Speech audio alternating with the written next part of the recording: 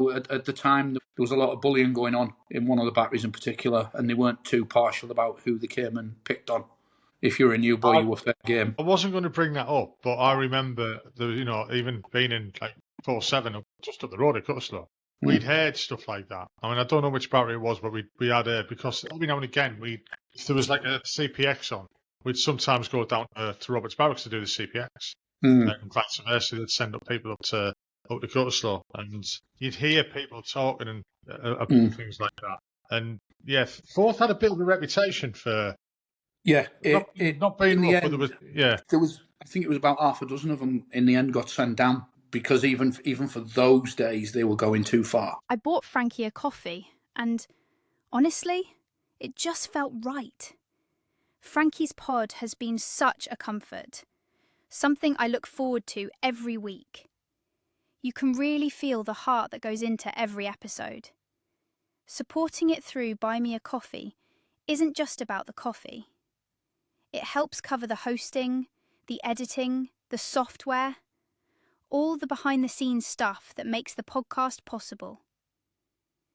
If Frankie's pod means something to you too, I'd really encourage you to chip in. It's a small thing, but it goes a long way. Just head to buymeacoffee.com/frankie'spod. Trust me, it's worth it.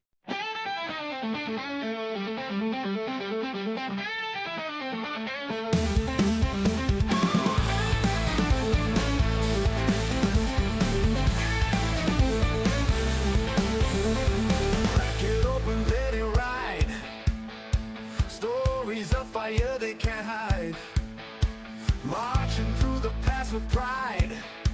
Frankie's pod is the place to confide. Frankie's pod, uncork the soul, hear the voices, feel it roll. Veteran hearts, beating strong. One more story, one more song. Frankie's pod, yeah. Uncooking the unforgettable. Hi, welcome back to the podcast. Tonight I've got an honour of talking to Roy Fitzgerald. Right, Roy contacted me. I wouldn't say he's a fan of the podcast, but he has listened to the few. And then he said he'd like to come on it. And then when he told me about his service, I was like, yeah, you're coming on here. I want to know everything. So Roy joined in with me, the Royal Artillery, in 1988. Sprog. The left in 2023 after serving 34 years, which is a good stint. Hi, Roy. How are you doing? I'm good, mate. Yeah, really good. Again, like I said before, thanks for coming on the podcast. I really appreciate people who do, because if nobody volunteered for it, I'd just be sat here on my own. No, you're welcome. I'm not sure you'll get much of an audience, but there you go. Hey, you never know. So it's the same questions I asked everybody. Where did you grow up? Why did you join the military? What was it like? Why did you leave? And what have you done since? And I know I'm quite interested in a bit what have you done since. And I hope that conversation doesn't go on too long because it might. I don't know whether we'll have opposing views on that, because you've got more knowledge of the subject matter than I have. I've just got it second-hand off, let's say, an ex. But we'll go into that later on. I was going to say we'll leave it over. Yeah. We'll just, if you just want to give us a bit of a background about yourself, like where you grew up, what was it like, and what made you join the military? Yeah, I grew up in Middlesbrough, so spent all of my life pretty much there. So father was a fireman, mother worked in sales, so nothing special. Wasted my time at school, just it wasn't for me, not an educated sort of person really. Didn't fulfill what my teachers thought I should do. Why did I join? Pretty much all I'd wanted to do since I was 5, to be honest. Watched The Longest Day with my dad, and that was it. I was hooked. But obviously, being a smoggy, the fact that I was getting away and getting some fresh air helps as well. So grew up, as I say, in the borough. My dad wanted me to go to college. I lasted a couple of weeks. Started bunking off from college. Came home one day, said to my mother, "That's me. I'm done." And she said, "Fine, I've got no problems with that. But you're telling your dad." So that was an interesting talk with him. But once they realised that I was serious, he said to me, listen, I'll let you go in, but I will tell you now, you're doing 6 months. You're not coming home. If it gets hard, and it'll get hard, you're gonna stick it out. You're gonna stick it out for 6 months. Probably the best thing he ever did for me, to be honest, because obviously when you go through training, I reported to Woolwich as a young lad, and they had a photo on the wall of a squad that had passed out before us, and there were like 12 people on this photo, and we had a squad of like 50 odd people, and I was like looking around the room and going, if 12 of us get out of here, Jesus, it's not going to be me. There's guys far better than me. And it turned out afterwards, speaking to one of the screws who was actually from the regiment that I joined, that it was a freak intake, that had a load of people that had to go back. But they'd quite deliberately put this photo up with a little plaque underneath it that said, if you give 150%, this is going to be you. And there were times going through training as a kid, never been away from home, I was like, what the hell have I done? But my dad knew that training was going to be tough, and once I got to my regiment, I'd be happier. So I was lucky. Posted to So fourth. what made you pick the Royal Artillery then? Family tradition. Literally family tradition. My grandfather was artillery. My great grandfather was artillery. My great great grandfather was artillery. My mother was a rack. We'll pass over that. She'd served with the arty. My uncle was in the artillery. A cousin was serving with 4-5 at the time. So for me, and when you go through training and everybody's sitting in the room and I'm going to be an RSM and I'm going to do this and I'm going to do that. All I ever wanted to be was a staff sergeant, because that's what my granddad was during the war. So, I didn't even know what a staff sergeant was. I don't think I understood it. I knew that was what his rank. I knew that was his rank, but I don't think I understood it. And I was like, as long as I do what my granddad achieved, then I'm happy. I mean, we've got something in common, and we've been. I would imagine we've both been through the same careers office, because I did the asset and everything in Middlesbrough. Yeah. I went every interview I went through Middlesbrough. There was another lad with me from Hartlepool, funnily enough, called Mark Wise, who all of our interviews were on the same day. All our testing was on the same day. We were attested the same day. And the only difference between us was the final digit of our Reggie numbers. And we both went to Woolwich on the same day, and we both reported fourth on the same day. And that was the first time we were separated. He went to one battery and I went to the other. So, yeah. So, I mean, you said, turning up for Woolwich for training, it was hard. I mean, it is a bit of a shock for everyone, especially, I was the same, I'd never really been away from home on my own. The first time I'd ever travelled anywhere on my own was going down to Sutton Coldfield for, the selection and that, where I was wanting to join the Air Corps, and then all of a sudden I ended up in the artillery. Similar. Worked then. Yeah, well, I think it was then. And remember, it wasn't long after the Falklands. I say it wasn't long after the Falklands. It was 3 years after the Falklands. And that caught my eye. I mean, I had two brothers in the army anyway. So I think everyone just expected me to join. I think I just expected me to join. So I was in before I left school. But I wanted to join the Air Corps because I'd seen helicopters in the Falklands and all that. I was fascinated by them. And then when I got down to Sutton Coldfield, they were like, well, you'll have to wait, till the end of the year. And this was like in the May. And I was like, I can't wait. And they said, right, I'm going to the artillery. What's that then? And they showed us a book. I was like, oh, this is great. It's like all adventure training, canoeing and sailing, shit like that. Yeah, I'll have a bit of that. Walking along a beach. Yeah. So I did everything like that. I'd done the test, passed it, got home. And we've got something else in common as well. So my gran was still alive at the time. And I went to see her and said, I'm in the army. I've got in the artillery. And she was over the moon because my granddad was in the artillery, which I didn't even know about. He was in the artillery in the Second World War, searchlight batteries. So, yeah, it's amazing how that it can jump down a generation and stuff like that, even without you realising. Yeah, I mean, I was lucky. I passed off the square on Woolwich, on the parade ground at Woolwich, on exactly the same parade ground that my grandfather and great-grandfather had passed off because it hadn't changed a bit. And I was even as a kid, I was very aware of that, And my mum, so when we marched out through the arch to go off and the gate shut behind us, everyone threw their number 2 hats in the air, And my mum was in floods of tears. And when my dad said to her, "What you crying for?" You know, and she said, "My dad did that." She remembered her dad talking about it. So, yeah, there's that strong sense of sort of like carrying on a family tradition for me. Yeah. I mean, how did you find the screws and that in training? Because I went into the leaders, and to say that we had 2 or 3 of the best troop sergeants going, very, very fair. Yeah, Quite strict, but very, very fair. They were great. I You had know, I had two that's how we found it. guys that. So my full screw was a guy called Johnson, Bombardier Johnson, and he was from 12 Air Defence, if I remember. And he was awesome. I mean, it sounds trite, but I came out of training wanting to be him.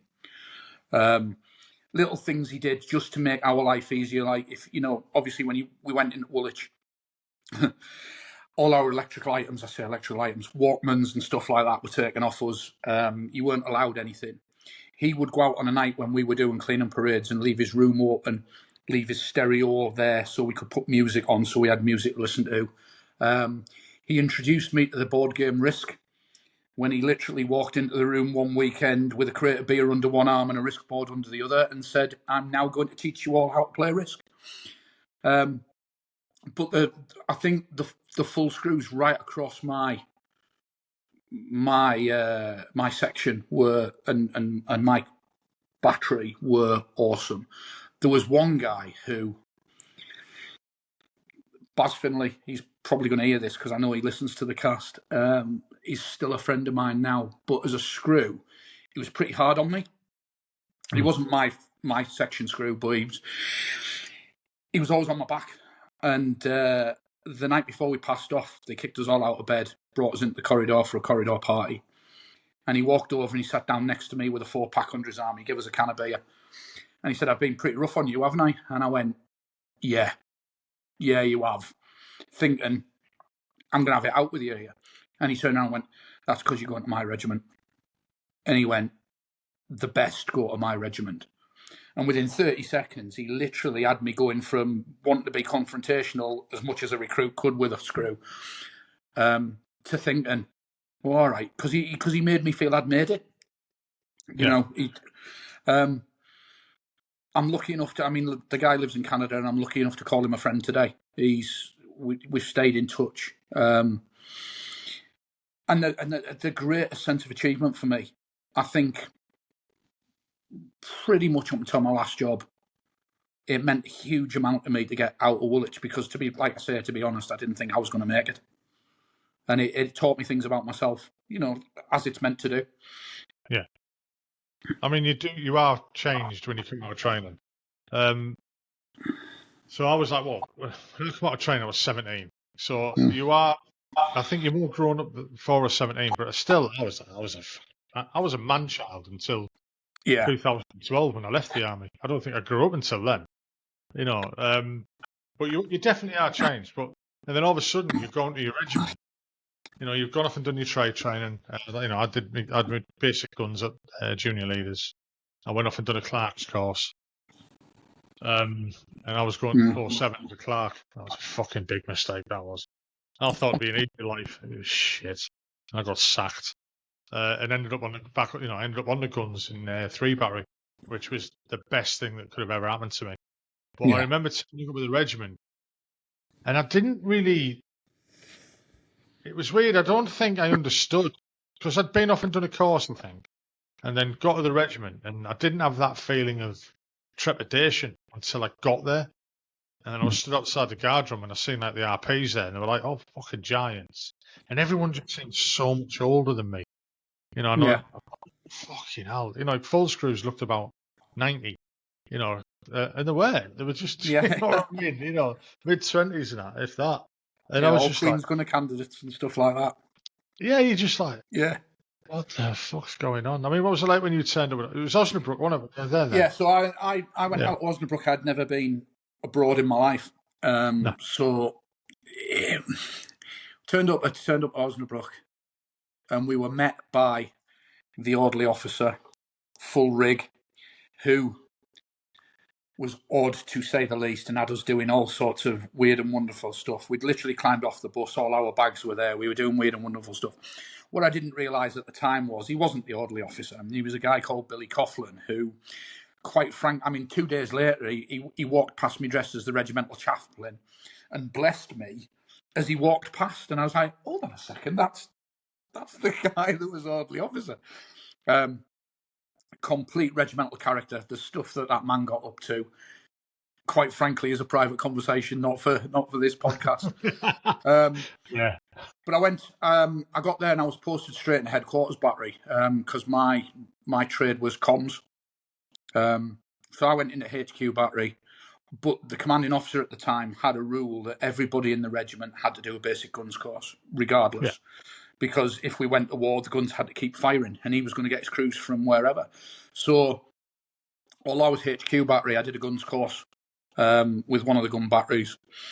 Then went into HQ battery where I had some really eccentric people. Couple of interesting BSMs who, it was good for me. I had a clean record for the first 7 years because every time I screwed up, it was, do you want my award or do you want to go on orders? And it's like, I'll take your award. So he'd say, shut the door, and he'd be like, oh no. One in particular, a big hairy Glaswegian bloke called Andy McGill, who would just get a look on his face, and he got this look on his face, and we'd all be running off because we knew one of us was going to get a dig. So, prime example, we were told at the time the boys would go downtown at the end of the month with no money, and we'd hitch a lift down. The local nightclub would stamp your hand, but we found that if you knew what the stamp was, you could put it on your hand in a marker pen, and under the light it would be fine. And you'd go in and you'd minesweep for the night, free night out. Coming back, Never done that. You would borrow a bike, shall we say? Ride back to camp, leave it by the guardroom gate, and obviously on a Monday morning, if anybody reported a bike missing over the weekend to the German police, they were like, "Don't worry about it, you'll get it back Monday." And they'd send a vehicle around all the camps in Osnabrück picking up the bikes that we'd had. And it got to the point where Richie Donat was the garrison commander, and the mayor had been complaining, and he said to us, "That's it, stop nicking bikes." And it came out that anybody caught nicking a bike from then on would be passed straight onto his orders, no going to the sea or anything like that. You're going straight on, or you're going to get done. That was on the Friday. So on the Friday afternoon, we're all paraded and told, don't nick bikes, it's zero tolerance. And on the Saturday night, me and my mate got caught on a pair of bikes. I was on a bike that was made for a 6-year-old, so my knees were around my ears. My mate was on a bike, his feet couldn't reach the pedals. We're weaving down the middle of the road at 3 o'clock in the morning, and there's an RMP car just cruising up behind us because they shared the camp. And I'm saying to my mate, sort of voiced, or so I thought, just pretend we're German, they'll never know. So when they pulled us over, to everything that they asked me, I was like, "Was? Was?"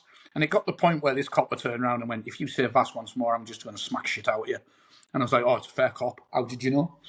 So Monday morning, we're outside Andy McGill's office and got called into his office. And I went, he's like, "What was the last thing you were told on Friday?" I went, "Don't nick a bike." He goes, "And what did you do, smart arse, on Saturday?" I was like, "You borrowed a bike." And he went, "Well, you know what you did wrong there?" And I went, "Yeah, I got caught." And he sort of looked at me and he went, "Well, you're supposed to be sent all the way up now." He goes, "Or I can deal with you." And I was like, "Oh, God." So I was like, "Yeah, all right, sir, you deal with me." So he goes, "Shut the door." My mate was out in the corridor and he proceeded to leather me. And my mate said that he actually saw the door bulge as I hit it the first time. And then he went, "Right, pick yourself up and go and send that other idiot in." And I remember opening the door and watching my mate go white as he saw the state of me as I came out. But I genuinely like that because it was you were allowed to be a character, So there was still characters, but you're right. Yeah, is it right or wrong? It's a very I'll start again. Looking back at it now from 2025 to 1988, 87, 88, all up until I'd say the mid-90s when everything started to change. Especially in Germany, you did have many, many characters. The UK serving regiments disappeared at weekends, and they weren't as gelled, they weren't as tight. I was quite lucky that I had decent full. I was put this way, I was put on a gun with like one of the hardest blokes in the regiment, who was one of the fucking scariest, because I'd been a naughty boy and a bad boy, and you're going on there, he's going to sort you out. So I was expecting that everything I did, I was going to get filled in. As it turned out, we ended up best mates, and I had the same mentality as all these fucking idiots that were running around the regiment, being characters. So I kind of ended up with one of the characters type of thing. I had a screw in the regiment called Jim Love, who was a different battery. He was, character doesn't begin to describe him. This guy had deserted the regiment, joined the Foreign Legion, got to training full screw in the Foreign Legion, at which point they allow him on his first leave, and he turns up back at Osnabrück in his full Legion rig and hands himself in. And it was only because the adjutant at the time had been his troop commander and they'd sent for him that the adjutant sort of placed him under open arrest and brought him back in. And when he was drunk, he used to take all those nigs and line us up in the bar and make us sing Labood into him that he taught us. And if we sang it half decent, he let us off. If we cocked it up, we got a clip round the ear. And he terrified me as a young gunner. But by the same measure, if you were in trouble downtown, watching Jock Love come wading in to pull you out was like watching the cavalry arrive in a movie. It just, because everybody was in 4th was northeast anyway. I was lucky for part of the time that the infantry regiment were the Green Howards. So if we got into trouble, Green Howards helped us out, and vice versa. So that worked really well. And Jock Love is still one of my mates now. And if you told me back then as a kid, he's going to be one of your best buds, I'd have said, nah, no way. The other thing was they were all Falklands veterans. 4th was the gun regiment in the Falklands at the time. So I was going to ask about that in a minute. Yeah. So as a 17-year-old kid, it was very much like being thrown to wolves. My first night in the battery bar, they sent me for the Bratty Wagon on camp to get like 150 Deutschmarks worth of food that had given me 20 Deutschmarks to pay with. And the guy, Pongo, knew straight away. And as soon as I asked for it and I went, I've only got 20 marks, he's like, new boy, yeah? It's like, yeah, I let you off this once. And you're like, oh, thank God for that. First night in the battery bar, they went, right, come on, you're going downtown with us. And as we're walking, I'm like, the main gate's that way. Oh, yeah, no, there's a curfew. We're going over the fence. So my first night in the regiment, I was climbing a barbed wire fence right next to the RMP station in Roberts Barracks. I'm like, what the hell am I doing? And straight downtown with the boys. It was an education. Good and bad, to be honest. At the time there was a lot of bullying going on in one of the batteries in particular, and they weren't too partial about who they came and picked on. If you were a new boy, you were fair game. I wasn't going to bring that up, but I remember even being in like 4-7 just up the road at Cutterslaw, we'd heard stuff like that. I don't know which battery it was, but we had because every now and again if there was like a CPX on, we'd sometimes go down to Roberts Barracks to do the CPX, and vice versa. They'd send up people up to Cutterslaw, and you'd hear people talking and about things like that. And yeah, 4th had a bit of a reputation for not being rough, but there was I think it was about half a dozen of them in the end got sent down because even for those days they were going too far. But it stopped for me when so there was me and another fairly new lad in a room with 2 experienced guys who I won't name, but they know who they are. And they come looking for me one night. And at the time, it was one of those, the old-fashioned 4-man rooms with the old wooden lockers. So they'd put the wooden lockers with the backs facing, so there was like a corridor down the centre of the room. And these guys came in pissed, looking for a new guy to have some fun with. And the 2 guys just came out of their lockers and stood and went, he's ours. not yours. You want him, you're coming through us. And they backed down and walked away, and I never forgot that. And years later, because I'm really lucky, like you say,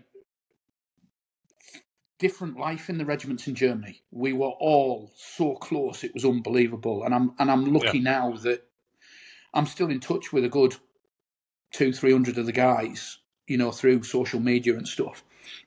And we try to get together every now and again and have reunions. And I actually said to one of them at an unofficial reunion we had, and I reminded him of him, and he hadn't even registered with him. You know what I mean? But for a young lad, for me, I was like, I have never forgotten you standing in front of them and stopping them coming for me. And he was like, bloody hell, mate, I'd have done it for anyone. And I was like, yeah, but that's when I knew I belonged. That's when I knew I was in a battery. Yeah. I wasn't just one of the kids anymore. I interviewed a guy a few months back, and we were talking about, he was in the RLC. It started off with Road Car Transport and then the RLC. And he didn't do too long. But we were on about the differences in time and the way people got treated. And, BSM giving you a dig for doing something wrong. And also about the bullying from the older gunners, not just like the Lance Jackson Force Clubs. It was quite obviously the senior gunners that used to do it as well. Yeah. Senior gunner was a huge thing. When you and I joined up, people laugh at it now, but a senior gunner, you had a lot of authority. You were basically a Lance Jack without the pay.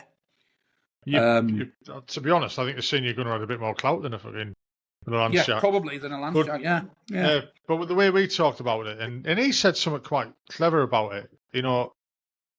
So in the 60s, and obviously, let's go back to the 60s. It was, everything was very strict. He'd give him a thump, and that's progressed all the way through. That it happened to me, so it's going to happen to you. And it took a bit of a change in the army and on the military as a whole for that to stop, and it did stop. Well, to me, it did stop. I don't know whether it's like that now. I've been out 12 years, and obviously you served a lot more recently than me, so we'll talk about that in a bit as well. But I did see that there was a change in the military, and I think maybe it was around the time of deep cut and stuff like that. People became more aware. People just became nicer. I think it was in the news more, and every time it was in the news, the army wanted to react to it. And don't get me wrong, those guys back when we were kids took it too far. But then I think the army went too far in stopping it, because some of it was actually character building, some of it was team building. It wasn't all bullying. I think a lot of behaviour got classed as bullying when actually it was shits and giggles. And we didn't mind it because it was bloody funny. So I think the army overreacted, but I understand why. But I think I was very, very lucky because I had great examples in fourth of how to be an NCO, and I had some great examples of how not to be an NCO. And like everybody, I took bits from the best. Thought I wouldn't do that. And one thing it did put in me was a positive loathing of bullies. And later on in my career, when I was climbing the chain, the one thing I wouldn't tolerate against people junior to me was bullying. It just wasn't going to happen. And quite frankly, the way I dealt with it was if I saw somebody picking on somebody, I made their lives miserable and went, not fun this, son, is it? Leave them alone. But yeah, fourth was absolute genius, and I spent my first 8 years with fourth in Germany, and the friendships that I forged there are, still my friends now. Guys in fourth that I didn't particularly hang around with are now, because we're all old boys now, are really good friends as well and good mates as well. And I think time mellows people.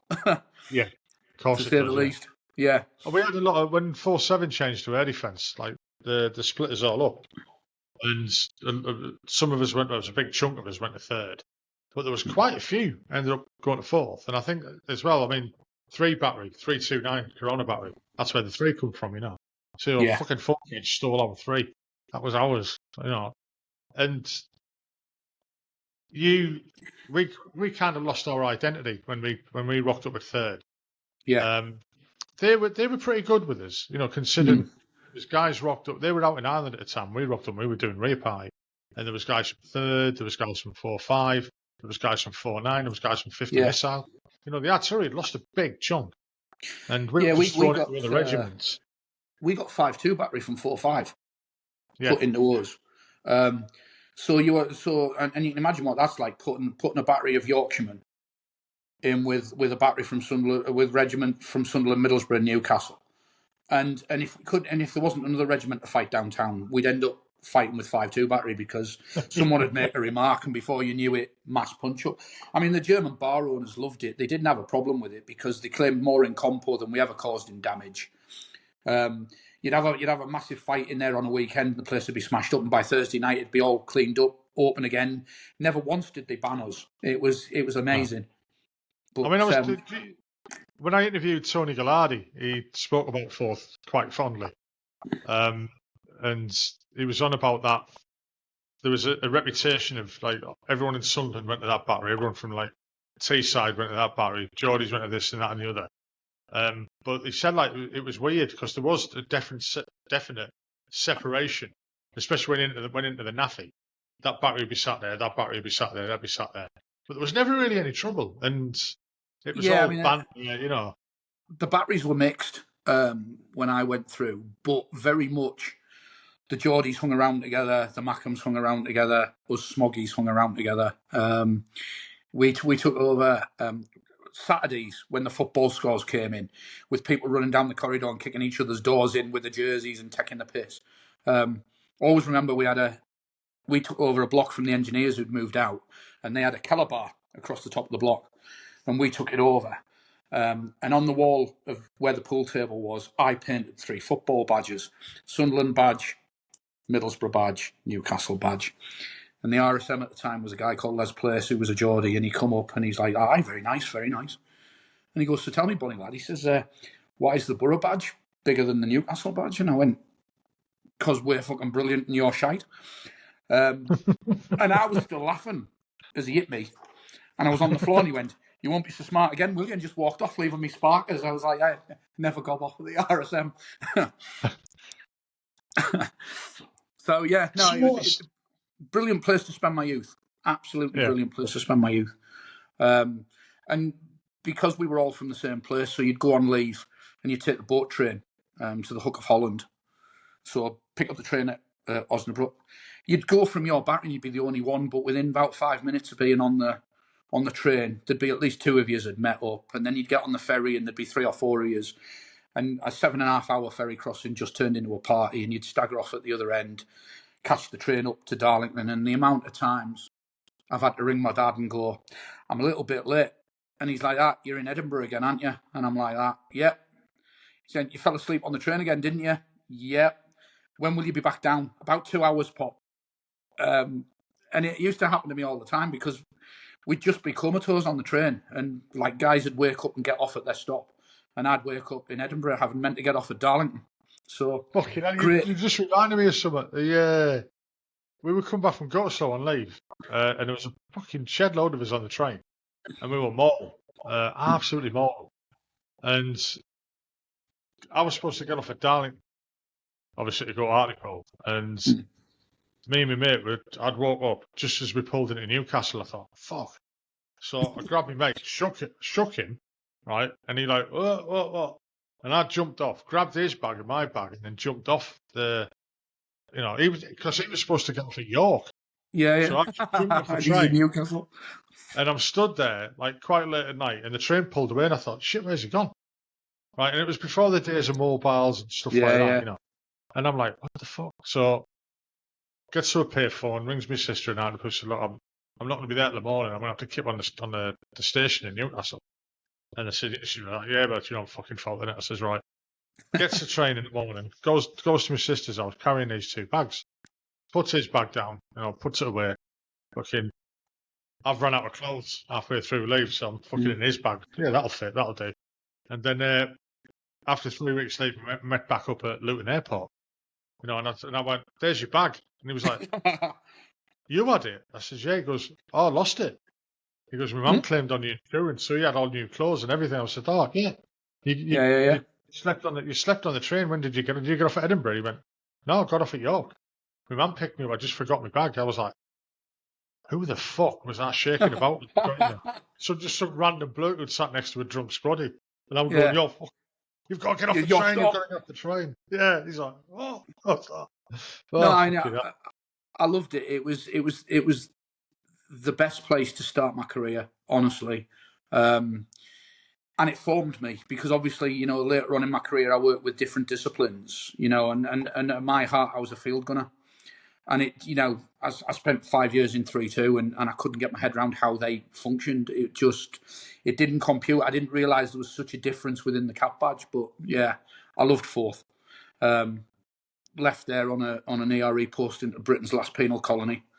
So I was sent up to the Outer Hebrides for 2 years, which turned into 2.5. I got offered that not long after. Right, so just go back a little bit. I went AWOL for 7 months, and then it did like 160 odd days in collie, plus 68 days close arrest. And I was married when I was AWOL.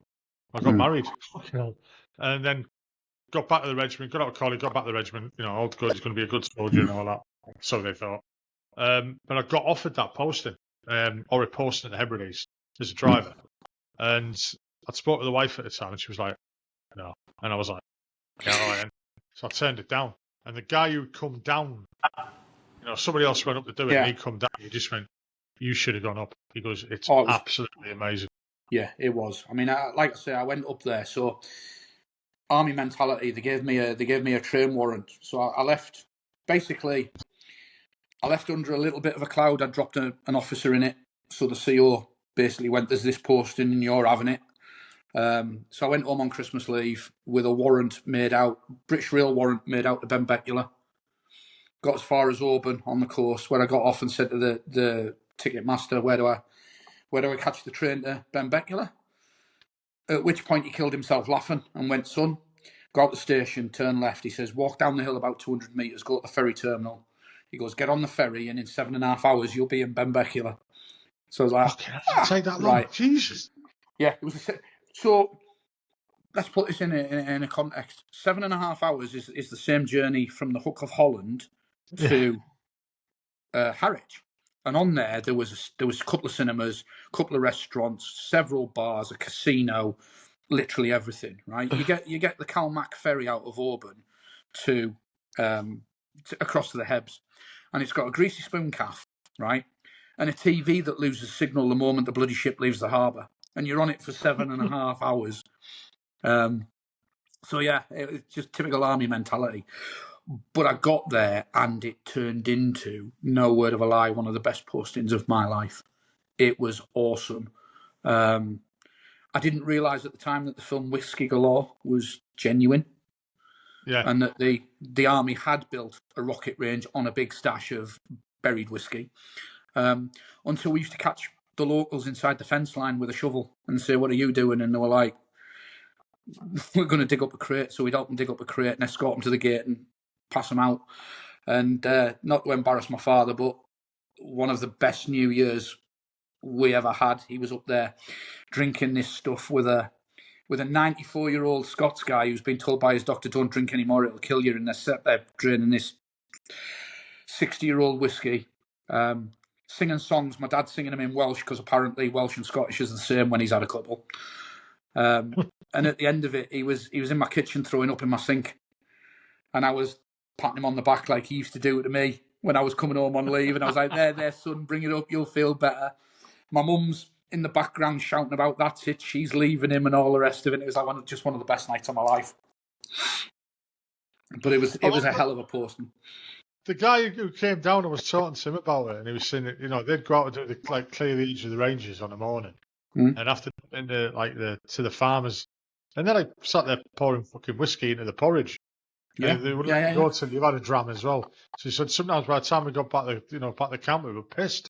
Yeah, yeah. I mean, it was a complete contrast. So in summer, you only got about an hour of, and I'm not even going to say dark because it wasn't. So it went like dusk and then got bright again. So it never. So in the summer you didn't see the moon. In winter it was the exact opposite. You got about an hour of daylight, so you'd go to work in the dark and come home in the dark, which took a bit of getting used to. And the fact that the island shut down completely on a Sunday, nothing was open. Religious reasons. But by the same measure, there was no crime. You could leave your front door open and the postie would just come in and put your parcels on your kitchen table and walk off again. You'd leave your car with the windows open and the keys in, completely different from the northeast of England. Yeah, and the guys with kids, the kids could run feral and be completely safe. Because literally there were only there was one airport next to the camp and a ferry crossing on the South Island and a ferry crossing on the North Island, and the police could shut the island down in seconds. Literally pick up and say, no ferries going, no planes, bump. So there was no crime. And full of some of the most genuinely nice people I've ever met in my life. The locals were amazing. And they put up with a lot, I'll be honest. Having us on their doorstep, they did put up with a lot. But yeah, they were really good. And I think the guy was right. You missed out on a trick there. Like I say, I went up there thinking, oh my God, what have I done? And it was one of the best postings of my career. Really fond memories of that place. Not that it's there so anymore. What was next for you? Yeah. So I came back. I asked to go back to 4th. Got posted into 3-2, which at the time was a locating regiment. So even amongst what we would think as peculiar regiments in the artillery, they took the biscuit. So I went into a locating battery with, and the rest of the regiment was MLRS. Converted onto Phoenix, so I started doing IA, which wasn't for me. It was a good job, and I took it operational. I did a few operational tours with it.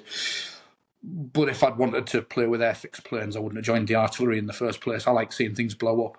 My job was OPs, flag you on the OPs. I like watching things go bang. So I was quite put out when I got sent there, and it took me 5 years to escape. Genuinely good blokes, but just not my cup of tea. And I got posted. On that, something I noticed when I got a 3-9, because again, I've been on the bunnies. That was a flaggy, that's FPC stuff like that. When I got a 3-9, it was as if they didn't understand what the rest of the artillery did, and on the other foot, we didn't understand what 3-9 did. So you've got your special to arm regiments like that. As a bunny, you don't see the big picture.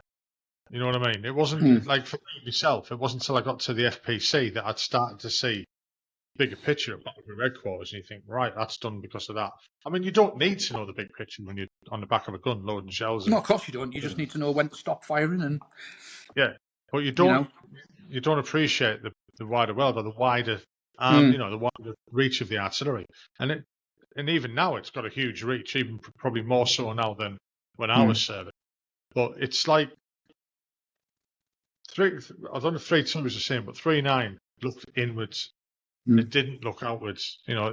The ROE. I think 3-2 was very much the same way.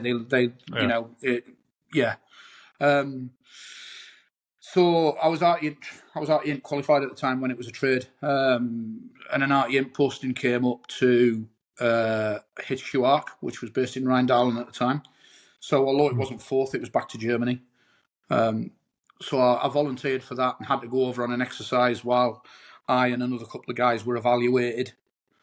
Luckily enough, I got chosen as the best of probably what was a bad bunch. So and ended up working as a gunner, but not in the gunnery branch, in the J2 branch, alongside another an acquaintance of both of ours in Richard Collins, who was a major at the time. And was genuinely one of the best blokes I have ever worked for in my life. He, right from the start, we got on because we were the same cap badge, but just his whole attitude, he had a sense of humour. I mean, he'd probably be the first to tell you I got away with murder in that branch. Things I was doing for shits and giggles that And at the end of it, I got a commendation for it, and it was actually quoted that my sense of humour had brightened, and I was like, really? But the thing that always sticks in my mind about Richard Collins, so two things. Number one, I went on leave from ARC and bumped into him on the same street where my dad's house. And it turned out his in-laws lived, like 4 doors from my dad, which was bizarre. But I always remember, because at the end of it, I was due to go back to 4th as the Artillery Sergeant, which was what I'd been aiming for all along. And then Manning and Records went, no, we're sending you back to 3-2 because you're image analyst trained, and we need image analysts. And I'm like, it took me 5 years to get away from there. I'm not going back. And the G2 branch obviously had Green Slime Ink Corps in there. And they suggested that I transfer. So I did, which jobs-wise was good, careers-wise wasn't so brilliant, but we'll probably cover that in a bit. But the thing I always remember was Richie Collins calling me into my office in his office rather, just before I left, where he was just about to take up his battery, which is obviously where he knows you from. And he said to me, look, if for whatever reason it doesn't work out, or you decide it's not for you and you want to come back to us, he goes, here's my phone number. You ring me. He says, you will be a sergeant in my battery within 24 hours. And I always remember that, because he didn't have to bloody do it to start with. But it gave me, not a safety net, that's the wrong word, but I went into there with the confidence that if it went wrong, I wasn't going to be at the mercy of Manning and Records, shall we say. And that I would end up in a field regiment. It might not be mine, but it was a field regiment, and that, I think, was more important to me. And then years later, obviously, I was working in HQRA, and he was the corps colonel, and he come waltzing down the corridor, and I went, and he was like colonel on, and I was like, who the bloody hell gave you that, pointing at his rank slide? And he pointed at my WO2's crown and went, obviously the same idiots that gave you that sort of major. And I was like, yeah, fair one, boss. But yeah, and again, he's now out, obviously, and you've interviewed him. And we're still in touch, which I like. He's genuinely one of the best bosses I've had in my life. Guy. Yeah, I mean, and it shows you what he's like when during lockdown he was volunteering, for the ambulance service. As a colonel volunteering as an ambulance driver. Yeah, you're just like, oh, fucking hell! It just shows how such a nice guy that he is, and he genuinely is. Yeah, I'll be honest. I think the army missed a trick. Let him go, Colonel. I think the man should have gone further. But obviously, as Dave Richards said the other week, there's a huge element of luck in there. Yeah. But I will be forever grateful for him just taking the time to say that to me and give me that safety net had I needed it. I didn't, and it took me 9 years to go back to the Gunners. But yeah, so talk about the in-corps. What was the job like there?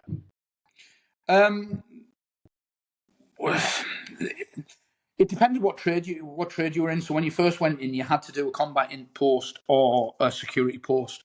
And I'd said to them, look, I've already done combat in posts as a gunner, up to and including a 3-star headquarters. So I've already done that. But the in-corps, with their sense, kept trying to make me do an IA's aptitude test every time you go to Chicksams. They'd make you do a language test and an IA's aptitude test. And I used to say to them, why are you testing me for aptitude to be an IA when I did it operationally for 5 years? I've obviously proved I've got the aptitude, I've got the qualification, but they still insisted, intelligence corps. Sorry to any in-corps listening on here. But yeah, so jobs-wise, I got some really tasty jobs. I got to work with Dave Richards again, who'd been my chief of staff at ARC, and stopped the boat that we're towing him out of headquarters on to climb out to come over to me and another full screw and tell us that when we were in London, we had to look him up to go on the piss with him. How many generals do you know do that? Yeah. So I ended up running as the senior army analyst in the national support element. So basically the national intelligence headquarters as part of HQ ISAF, when obviously Dave Richards was there as the boss, which was brilliant again to work for him. Again, he's another one of the you know, the bosses that I've worked with that I just completely admire. You know, I've been very lucky, actually. I've had 3 or 4 outstanding colonels and COs, 3 of whom have made general. And guys that, you know, genuinely cared about their blokes. You know, ask anybody about in fourth and they'll tell you about Charlton Weedy, who was photographic memory for his guys and was awesome. And the guy was in tears when he left the regiment. You know, they told him out in the gun. He was in absolute tears. I mean, he'd done his speech, he climbed out the gun and said he didn't want to leave, and the only reason he was leaving is because they were promoting him. Dave Richards was just another top boss who's equally at home talking to a screw as he was talking to generals and politicians, and never lost that people touch. So Ink Corps was interesting. Went and did after my last Afghan tour. I was posted to Cyprus for 2 years because when they'd said we want to send you on this tour, my desk officer said to me, "I'll be honest with you," he said, "it's working for the RAF," he says, and it's going to be painful. And I said, "Well, what's in it for me then?" So he had a look at my posting preferences that I'd put in for the last couple of years, and he said, "Look," he said, "I see you've asked for Cyprus." He said, "I'll tell you what," he says, "you do this OCE2 for me, I'll give you 2 years in Cyprus accompanied." And I was like, "I'm done." And he went, "Do you not want to go? Do you not want to go?" And he said, "Do you not want to go and ask your wife about it?" I went, "I live in Bulford. If I go home and tell the wife that we're going to Cyprus for 2 years," I went, "that's it." I said, I'm superhero." I went, "I don't need to ask the wife. Yes, done. I'll do your op tour." And he was right. It was interesting, but you know, when I was sitting there and it was getting interesting with the RAF, and I was wanting to respond to them as any field gunner would, I would just sit there and think, in a couple of months I'm going to be on a beach in Cyprus. In a couple of months I'm going to be on a beach in Cyprus, and it was great. And obviously, I mean, by that time I'd done 18, 19 years service with some more op tours than you can count. And I would say that coming off my last op tour, I had issues. And I noticed it in myself. I was travelling in the back of somebody else's vehicle as a passenger. And obviously the vehicles, you know yourself, the vehicles that have a sign on the back saying keep 25 metres back. Well, anybody that's ever been to Afghan driving through a city knows that the locals don't stay 25 metres back. And in my head, my voice was screaming, "You need to do something about this. You need to get out. You need to stop."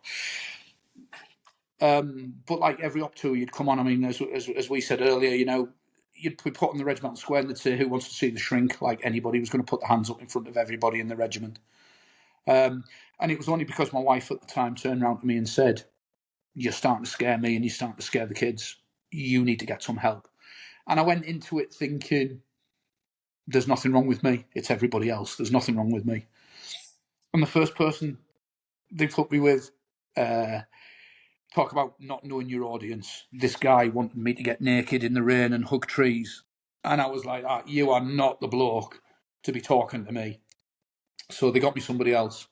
I was really lucky in that the boss I had at the time, who was in Corps, knew what was going on and turned a blind eye to me disappearing quietly a couple of times a week to go and talk to somebody.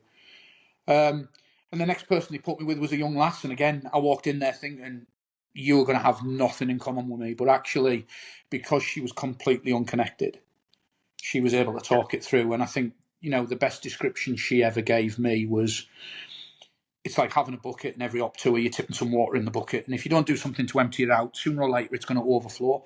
And she said, and everybody's got different sized buckets. She said, you know, some guys are affected quite quickly. She said, it's took you nearly 20 years. And it wasn't about, it's not a cure, you know, it's about learning to live with it. It's about learning to accept that. So let me rewind. One of my tours in Iraq, my boss, Matt Bacon, was blown up and killed. Wrong place, wrong time. Basically, we were his rover group. He'd took a helicopter out to another place. The vehicle, the helicopter had broke down. There wasn't a replacement. He decided to road move with a scratch team back, and he was just in the wrong place, and an IED got him. Now, my head tells me there was nothing I could have done, and had I been in that vehicle, I could have got injured as well, because the guy in the position that I normally occupied lost half his shoulder. But my heart told me I'd let him down. And I found that hard. So I wrote to Matt's mum and dad, because obviously if the situation had been reversed, and I got a lovely letter back off his dad. I think the hardest thing for us was not being able to tell the family the whole story, because the army was very worried about, oh, well, we don't want to turn around and say there's a shortage of helicopters. So when we went to Chicksands, to the depot, for a memorial service for Matt, his dad was in the mess and his mum was in the mess, and they just wanted to talk to people. And every time we talked to them, we had somebody on their shoulder listening to us. So we couldn't tell them everything. But I think, looking back now, that was the one that really affected me the most, and I don't know why that one affected me. There's guys on my island tours who we were in the same incidents with, and I've been affected by stuff that they weren't, and vice versa. They were affected by stuff, and I've thought, what you're on. The brain's a weird and wonderful thing. But it took me another couple of years after Matt, and obviously it was that last Afghan tour that sort of... And although myself and the ex-wife had an acrimonious split afterwards, and I don't like the woman, I'll be honest, she did me a favour making me get help. So it's a weird thing. You're right. The brain is, it's a wonderful thing. It's also the worst thing in the world. And you're right. It does affect people in different ways. Since I've been doing the podcast, I've found out one hard way that we all have a history, and like we spoke about before, you mentioned a bucket of film of water. For me, it was just like everything's put in a box, and everything was put in a box and put in a box, and then all of a sudden it just takes one thing, boxes come open, and you can't deal with it. But it can be anything that triggers you. It can be a sight, a smell, and I think that was the thing I always found hard, because you could never predict when it was going to come on. And I had to. But the thing is, learn not to drink. If I was in a certain mood, don't have a drink, because it's going to enhance that mood. Pick your moments. I think would be the message I hoisted from it. Yeah, it's like codependence. I mean, a lot of people do try to self-medicate either with alcohol or drugs. Especially even guys who are serving who end up getting kicked out with drugs. Especially like in the recent years. These guys. Maybe don't kick them out straight away. Maybe try and find out why they're taking drugs. Because I know guys who got kicked out for taking drugs, and it turns out they were trying to self-medicate, and nobody's seen it. And again, when we were kids in the army, when we were younger, there was no such thing as mental health and stuff like that. And I've gone over it on this podcast many, many times about this, but I think the army's got better. I think the services have got a lot better. Yeah. But the guys who've left, who are still holding on to stuff, they might not feel it straight away. And I'm not saying that everyone who leaves the army is a fucking lunatic and they're going to go out. I mean, they're not. Most people, and it's not a lot. Even though it's not everyone, they've got issues. It's not the majority; it's the minority of people who leave the military. I mean, but it has to be one or two. Yeah. And, but it hits them years after. The lassie said to me, because I was saying about all this, and she said to me, and it stuck with me, the fact that you've been through what you've been through. And your brain is reacting in this way is a sign that your brain's wired right. She said, because quite frankly, if you'd been through it and it wasn't affecting you, you'd be a psychopath. And like you say, back in the day, the guys didn't have it. I mean, I had a Lance Jack Storman, one of the eternal Lance Jacks, who, if you wanted to kit off him, you had to get to him before naffy break, because after naffy break, he was pissed as a fart. Now, he was a Falklands veteran. Looking back at it now, the guy was going through it. And his way of coping was literally, the moment he got in his store and shut the door, have a drink. So by lunchtime, the guy's insensible. And nobody did anything about those guys. Nobody. How many guys came back from World War II and Korea, and were the local troublemakers and all the rest of it because they were pissed and they were fighting and they were causing trouble? Because back in them days, it wasn't recognised.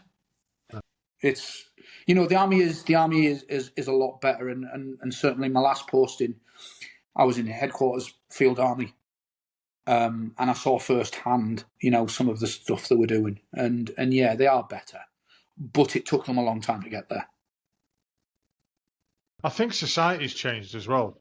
And as the societal shift towards mental health has got to, it's got to improve the forces as well, because it's going to seep in. And again, so this will lead on to what I mean by how has the army changed? So you get the guys that were joining up now in the last 5-10 years, are very different to the people that joined up when we joined. It's not an insult to say, but they're less robust than we were. I think as a society we are, to be honest. Yeah, no, exactly. It's you recruit. The army has to recruit from the society that we defend.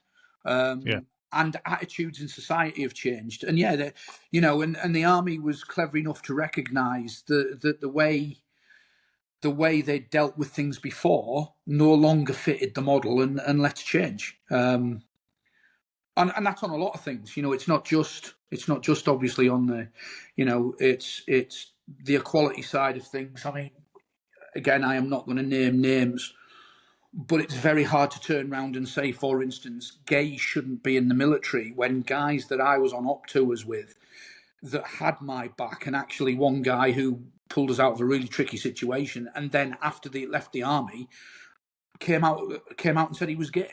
Well, so my argument when people were saying, well, as a higher rank, what do you think of it, was there's no difference. You can't tell me that they can't do the job, because they have been. The difference is you just didn't know they were doing the job. And there's both known guys. I remember when they made it legal in the military, and they said you can now be gay. And there was people coming out in the regiment, and they were going, I've got something to tell you, lads. What? I'm gay. Yeah, we know. What do you mean? I've been hiding it. Fucking everyone did. No one. Yeah. Bothered. I mean, there was one I was genuinely shocked with. I'd shared a room with him. I'd had some typically German nights out, shall we say, after beer, where we may have visited certain establishments. I didn't have a bloody clue. And the lad was going to come to one of the reunions, and some people were kicking off about it. And typical squaddies. It's not politically correct, but I always remember we were all talking about them, like, well, who's giving you shit? Who's giving you shit and telling you can't come to a reunion? And he wouldn't say it. And one of the guys turned around and went to him, look, mate, you may be a gay. He goes, but you're our gay, and you're coming. And I just thought, typical. He didn't quite phrase it that way, but I just thought, what a typical squaddy response. You can't turn around and say so. Yeah, the army had to change its attitudes, and it's done a good job in some areas. It could do better in others. I mean, it wasn't until I interviewed Richard Collins about his time at Purbright, and he kind of it kind of blew my mind almost. He says, you've got to remember, so this was like 2009, 10, that period, the time of Afghan versus in Iraq and that. And he says, you've got to remember, the lads and lasses who were joining the army then knew that they were going, within 18 months of them joining, maximum, sometimes well before, would be in Afghan, or they would be in Iraq. So they were joining up knowing that. When we joined, I didn't join up thinking, I'm going to go to Ireland. You didn't think about stuff like that until after you'd left training, got a regiment, stuff like that. And you were looking forward to it because it was fuck all happening. Yeah. You know, Ireland, Bosnia, it was like they were the busiest things that happened. Otherwise, it was just milling about camp, massive long exercises. Canada back, and then all of a sudden kicked off with like Bosnia. Great, get new tours there. Then Iraq kicked off, and it Yeah. got busy.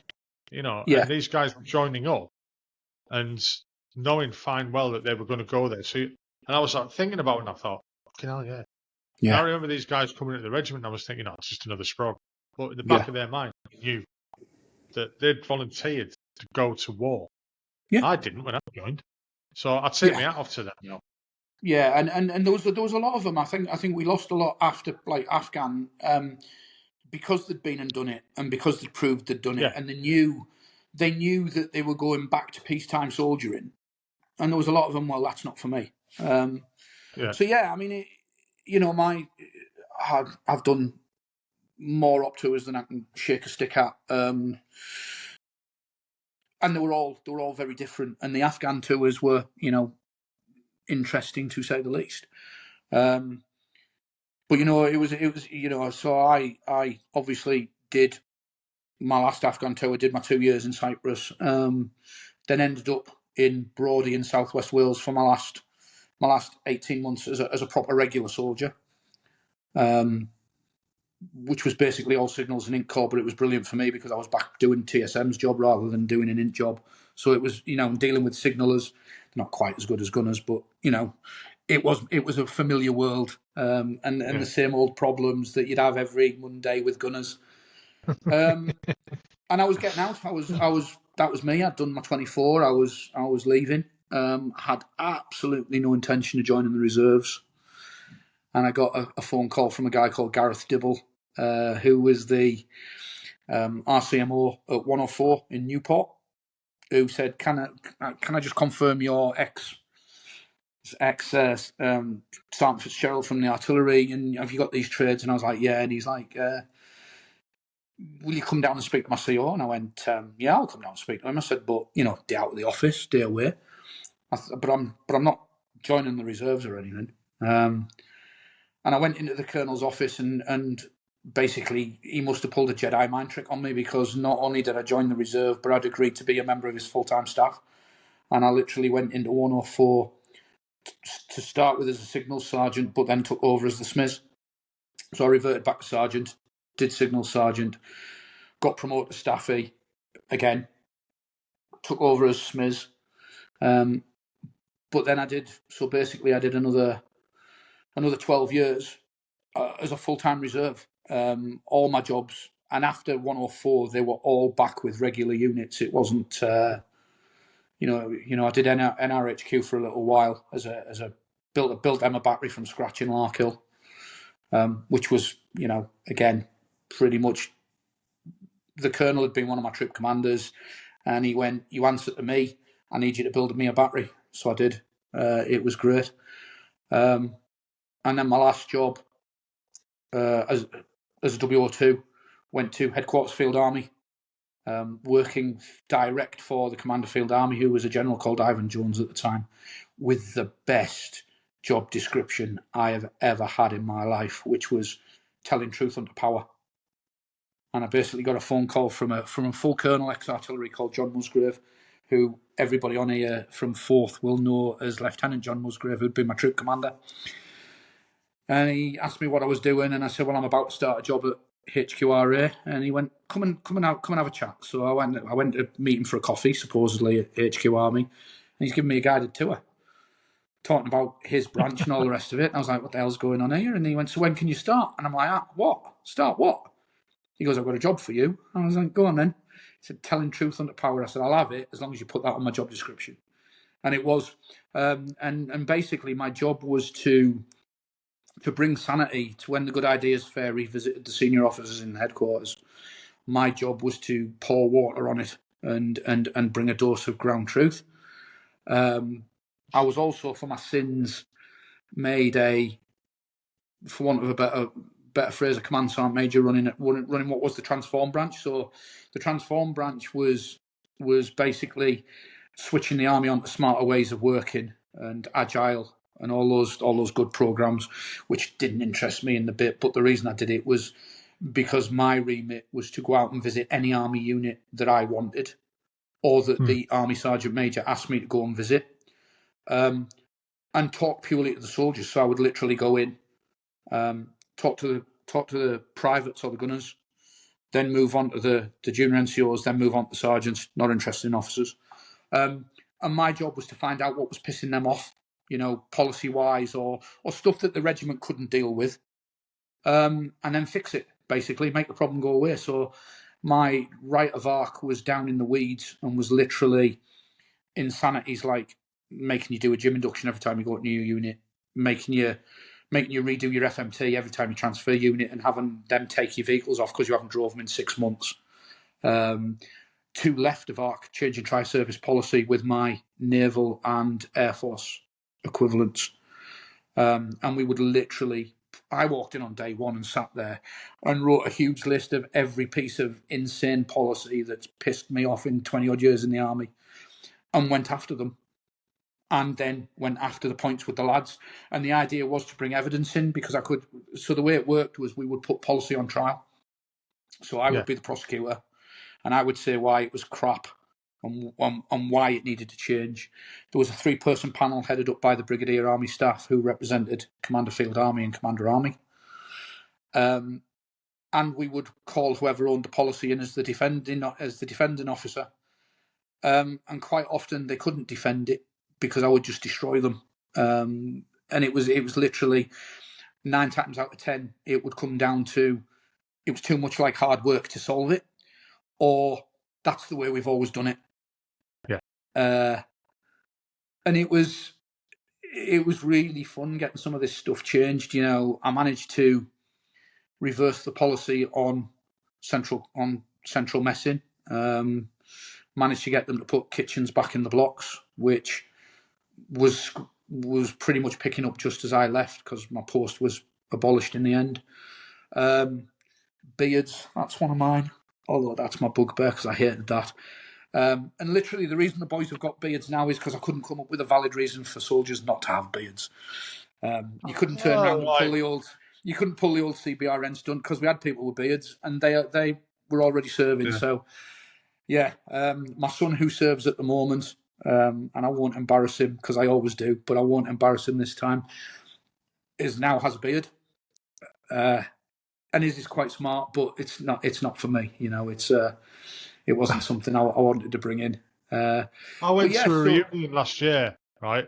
And there was more serving soldiers with beards than there was veterans. Yeah. The idea was that we brought it in with a set of rules, and obviously it's governed quite strictly. And the idea was that, quite frankly, soldiers will find it, after the novelty wears off, they'll find it so much of a ball ache that they just won't want the hassle, and they'll take it off. Yeah, that didn't work. So I mean, that was literally one of the best jobs I had. I mean, I could literally pick any unit and go in. I would go and talk to colonels and say, well, sir, ask them questions about the policy. And if they got snotty with me, and wouldn't answer my questions, or would just try and dismiss me, I was like, okay. And I'd walk away, and half an hour later they'd be in front of Commander Field Army for an interview without tea and biscuits. And when they came out of his office, I'd be sitting on his MA's desk with my arms crossed, and I'd just grin at them and go, wouldn't it just have been easier, sir, if you'd listened to me in the first place? So I didn't make myself... I was going to ask, did you get much... I didn't make myself popular, but I wasn't there to make myself popular. I was there to... Basically, I went from... So obviously as an RSM, your remit is 600 odd troops. I went to the entire field army was my remit. And I got to help some lads with personal career issues and unfoul some of them for some bloody good lads. I got to get them to make some sense. I had a lot of successes. I had a lot that I didn't get anywhere with. But what I used to do was walk into a unit and brief them on the stuff that I'd gone after and changed, the stuff that I couldn't change and why I couldn't change it, because that's the important bit, was the feedback, and what I was going after next. And then I'd ask them, right, what are your issues? And out of courtesy, I would sit down with the RSM of any unit I visited and say, look, just so you're aware, this is what your boys have told me. I'm going to write a report. I'm going to go after it.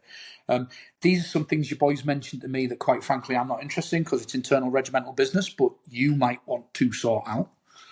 And I did that for 2 years, and then obviously cutbacks came in, and the budgets were all axed. And basically, everybody, if you weren't working something operationally related, your job was gone. And for me, it was like, well, what do I do now? Do I want to go for another job? Because quite frankly, what's going to top that as a job? I could serve another 4 or 5 years, but what am I going to get out of it? Was never interested in commissioning. I mean, to be quite frankly, I was surprised I ever made WO1. Genuinely I'm shocked. saying nothing. Yeah, and there's and I can almost hear there's a lot of the boys from Forth going, yeah, you're not the only one. It was, and it wasn't, and to be fair, it wasn't my army. I mean, obviously, over the time I served, the army changed and you adapt or die. But it got to the point where the changes that were coming in, for me, were just wrong. Some of the woke policies were just going too far. And I thought, you know what? It's a very good time to leave now. I'm literally at the top of the tree. I'm beyond where I ever thought I would get. I've outdone my grandfather and then some. So I handed in my notice and basically said, no, that's me. I'm done. I didn't realise the army were going to keep me on the books for another 2 years though. But I was like, that's it. I'm done. And I was literally thinking, what the hell do I do next?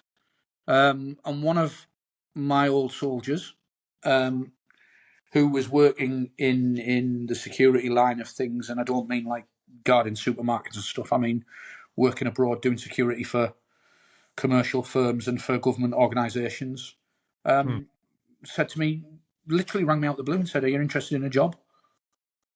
And I went, yes. So I've ended up as, so I'm a security manager. I did a couple of years at a lower level, working for a commercial firm, an oil company that shall remain nameless, and genuinely did not like their attitude and commercial doesn't suit me. Yeah.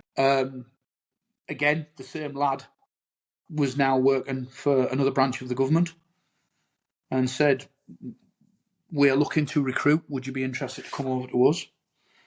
So yeah, I now work as a security manager for the Foreign and Commonwealth Office. I won't say where I am, but I'm the security manager for an embassy. But I've literally, and where we were obviously got talking over the first place is, I've just done 9 months in the embassy in Kyiv. So I have a very unique take on, shall we say, on what's happening there. And I'm actually very proud of the way the government's handled it. But I'm a bit bolshy as well in that I think we shouldn't have given them all of our ammunition. We shouldn't have given them our equipment. What we should have done is rocked up next to them. I know that's not necessarily the popular opinion, shall we say. But the reason I say that is because what we are looking at is 1938 all over again. And we've been appeasing President Putin for years. And every time we appease him, he comes back for another chunk, just as Adolf Hitler did, until it got to the point where Poland was the domino that we said we're not going to prepare to lose. And I think for us, Ukraine needs to be that domino. It needs to be the one where we turn around and go, no. I mean, they are a small nation who were expected to be steamrolled in 48 hours. And 3 years later, they are still fighting. The courage of those people is unbelievable. And I genuinely say that I have been lucky enough to meet Ukrainian veterans. I've been to the hospital wards where they're being treated, and it's a little known fact that there are organisations working with the Ukrainians to look after their amputees, their veterans. I'm very proud to say that the embassy in Kyiv has sponsored and helps with part of it, and Johnny Mercer, who is no longer an MP, goes over there and is helping these people because we've got experience of it now that they don't have. But the whole Ukraine thing is, yes, I mean, the eastern regions that he claims, because they've got a large Russian population, well, yes, they have now, because a large chunk of the Ukrainian population ran away and they've been busy shipping Russian settlers in. They have made it basically impossible to function in the country without a Russian passport. There's a whole host of stuff going on that doesn't hit the news. That you know, it's not classified information by any shape or form. No, because if it was, I wouldn't be able to say it. But it's very much ethnic cleansing 2.0. You know, there is still some killing going on, but not lots. But it's ethnic cleansing by other means. And yes, at the moment, now those regions that he wants to hold on to do have significant Russian populations because he shipped them in. I mean, you listened to the conversation that me and the general had on the last podcast. Yeah. And Matt, as I alluded to when we were talking about before we come on here, my experience is obviously nothing like yours, but the only experience I've got of it is because last year I was dating a Ukrainian lass, and she was telling me what it was like for her, and explaining that where she, her father was Ukrainian, her mother was Ukrainian, but they were brought up Russian because he was in the Russian army. She was born in East Germany, stuff like that, and then where they lived, Melitopol, was it no Mariupol? She explained it was that we left because the Russians walked in. This is all must be horrible, all destroyed and everything. Because no, they just walked in, and because 90% of the people who were in that town identified as Russians, they just went and they just put a flag up and kicked everyone out. Well, I said, well, did they kick you out? She goes, no, we left only because. Well, they did kick her out. They rocked up and said, we need your flat. Because we're going to, when you say they're bringing people in, but they wanted to take over the flat, which they have. And they had to go out through Georgia. So they got a bus back to Georgia, then flew from Tbilisi to the UK. Because she had family here anyway. But she explained it to me that a lot of the people in them areas, like even Crimea and places, identify as Russians, and the Ukrainians, even though she's staunchly Ukrainian and speaks Ukrainian over speaking Russian, the Ukrainians look down on the Russians and like ban the language and stuff like this, all because like what was going on from 2014 onwards. I mean, there is. Don't get me wrong. There is an element of truth in that. The Russian minority do have some grievances that you've got to say are legitimate. I mean, so for instance, I was based in Kyiv, the capital city, that is by nowhere near on the front line now, although there are little towns that are part of Kyiv that are still as they were when the Russians were pushed back from them, when they'd come in and literally executed the civilian population, flattened buildings, everything that wasn't nailed down was robbed. Those places are still like that, and some of the employees that I work with, that's their hometowns. So they're dealing with the fact that they can't live at home.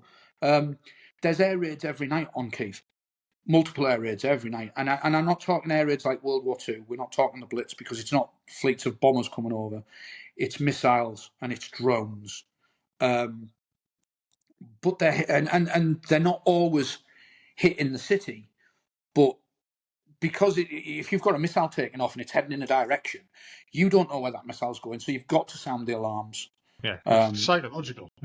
But the Russians are also very, very good at flying stuff over and through the city when the city isn't the target, or coming towards it so the alarms go off and then veering away and going where it's meant to go. They're not stupid. They do drop missiles on the city. Civilian apartments are hit. I'm going to say something on here which I'm probably going to get grief off the missus later because she's going to watch this. But there was an apartment building literally right at 150 meters away from my apartment. I could see the building from my apartment, and it had been hit, and it was rubble. You know, the top 4 or 5 stories of it were just rubble. The people the courage of the people is unbelievable. I love the fact that we're training them. I think the reason I say we should have been there is, so the example I'll use is Estonia. When he invaded Ukraine, he also moved all his troops up onto the border of the Baltic republics, right? Yeah. And NATO put troops into the Baltic republics. Now, it's a brigade. A brigade isn't going to stop anything. It was very much like when we were when we had the Cold War in Germany, we were expected to fight and hold our positions for 48 hours so reinforcements could get in. It was the same idea, except they were the tripwire. If you attack the troops in the Baltic republics, you're then attacking NATO. That's a whole different ballgame. And I happen to think that because he pulled back and didn't go into the Baltic republics, because he's not a stupid man. If he was a stupid man, he wouldn't have been able to achieve half of what he's achieved. You know, the man wants to reinvent the Soviet Union. He's made no bones about it. He believes in the Soviet Union. He wants the ground back. He doesn't want the people. He wants the ground.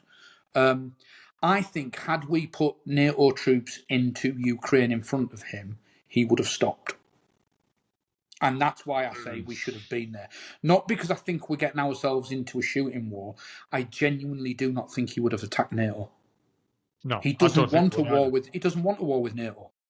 You know, if you look at it, Vladimir Putin's been the best recruiting tool for NATO since the Cold War. You know, NATO's grown, and the European nations are cooperating again.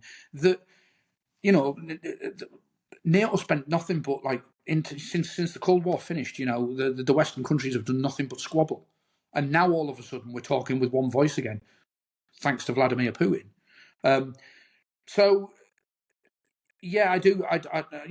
There's fault on both sides, but Ukraine did nothing to justify the seizure of the Crimea. It's done nothing to justify the invasion. The fact that it lasted more than 48 hours and 3 years later we're still here talking. Yes, it's done that by a large extent because Western countries have supplied equipment, but it's also done it because of the sheer fighting spirit of the Ukrainians. They are bloody good soldiers, and they've got the best of both worlds. Like a lot of their senior officers, like you said earlier, grew up being Russian army officers, so they understand the Russian way of doing business. But by the same time, they're more westernized, and they're more, how can I put this? So in the Russian forces, a lot of jobs are done by officers. Senior NCOs don't do jobs. Officers do jobs. Senior NCOs are there just to make sure that it's carried out. Where, so you've got officers in the Russian army doing a job that a full screw does in the British army.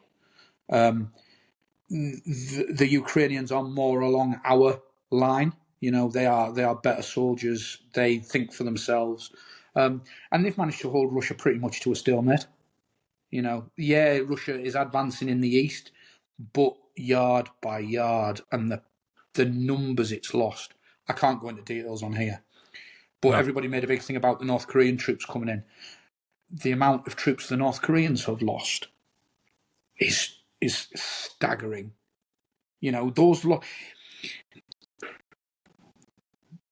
The situation with the new American administration, which I won't tell you my views on here, gave Putin a lifeline. The man was on his last legs. Literally, Russia was teetering on the brink, and a change in American administration has given them a new lease of life.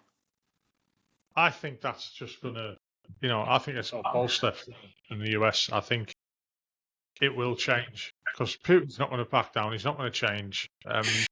Well, I mean, we've gone from "I will have this solved within 24 hours" to "if you don't come and talk, I'm going to walk away."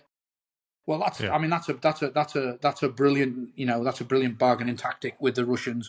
If you don't do what I want and come and talk at the table, I'm just going to walk away. Fantastic. Yeah, that's great. That's going to persuade him. Cheers, bud. You know, Yeah, yeah. you know. But also, you know, I'm not saying that there aren't issues with a minority population because of the history between Russia and Ukraine. That there are faults, but nothing that justified what's been done to them. You know, and when you drive in and out of there, so coming home on leave, for want of a better word, the size of the graveyards, all with Ukrainian flags, and it's just Ukraine's losses are staggering, and yet they are still getting the volunteers. They are still getting people volunteering to come and fight. I'd listened to a podcast the other week, and they mentioned something about the Ukrainian army that I didn't even consider. They run about conscription, but they don't want to conscript people under the age of 25. No, they don't. Because they're worried about losing the future population. They're worried about losing their future population. They're worried about losing their education for these people because, you know. So no, I mean, you walk around Kyiv and you do see a lot of people in uniform, and they are middle-aged men. They're not like, you know, the average age of a squaddy 18, 19. You do not see that. The ones that are an extreme rarity, and they're volunteers. And they do have them. I mean, don't get me wrong. It's not every 19-year-old saying they're not going in. But I mean, I think the biggest worry for them is war weariness. You know, it's dragging on and on and on, and is there an end in sight? You know, and we spent the last year watching him target, as being in Kyiv as the embassy, watching him deliberately target the heating infrastructure because winter was coming. And it's all part of breaking that Ukrainian will to resist. And it's all part of, if a few people die of the cold, well, so much the better for him. You know, one thing that staggers me about the whole conflict is, you know, the Geneva Convention. It just doesn't seem to be fucking adhered to. You know, you are targeting each other's. You know, I mean, but this is on both sides as well. So, agreed. The targeting civilian areas. I'm sure you're not allowed to. The Geneva Convention's been ignored on both sides. The Russians are targeting civilian areas. Now, don't get me wrong. Some of it is quite frankly down to the fact that the Russians used a lot of their newer kit and are now using older missiles that aren't as accurate. The guidance systems aren't as good, and sometimes the missile doesn't quite hit where it was intended. But there are quite obvious cases of deliberate targeting of civilian areas. And there's no way around that. He's doing it. I think the thing I was proud of was the last time President Zelensky visited the UK, and you know, shortly after the American interview with Trump in the Oval Office, which was quite frankly disgraceful. The crowds that were at the entrance to Downing Street cheering him, you know, and he made a point of mentioning that when he got back to Ukraine, the reception he got genuinely moved him, because 3 years on and people are still supporting him.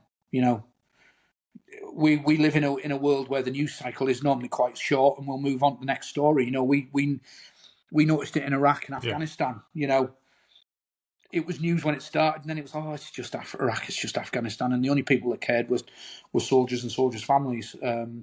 That hasn't happened with Ukraine, and I'll be honest, I hope it doesn't. You know, I am extremely proud of the 9 months I've just done in Kyiv. I'm extremely proud of the diplomatic team that I had the pleasure and honour of working with. They're an extremely talented, dedicated bunch. Don't always see eye to eye with them because I still look at everything through a military viewpoint. You know, I was a squaddy for 34 years. That doesn't go away. It's never gonna. But extremely proud of them and what they've done. I'm proud of the ambassador. I'm proud of the governments. You know, both governments. I'll be honest, when this new one came in, I wasn't sure whether they'd continue the support of the previous government, and they have. And I love that. And I actually met the PM when he visited. the embassy, because he came and spoke to us personally. I'm not his biggest fan. Who is? And to be honest, when I was a lad and I was on op tours, whenever we had a visit with a politician, they used to go, Fitzy, you're going away for 48 hours. Where? Don't care, you're going away for 48 hours. Because if I got asked a question, I told the truth. Big believer in, if you don't want to hear my answer, don't ask me. It got the point where my chain of command would just move me out of the area for a couple of days while the visit was on, and then I could come back. So I don't normally interact very well with politicians, but he came across, when he spoke to us on Ukraine, he came across a lot better than he does on the TV. I hope that our country continues to support him. I hope Ukraine wins. A peace settlement's good, but it can't be a peace settlement that allows Putin to have gained anything, really, because if it is, he'll come back for another bite of the cherry, just like he's done.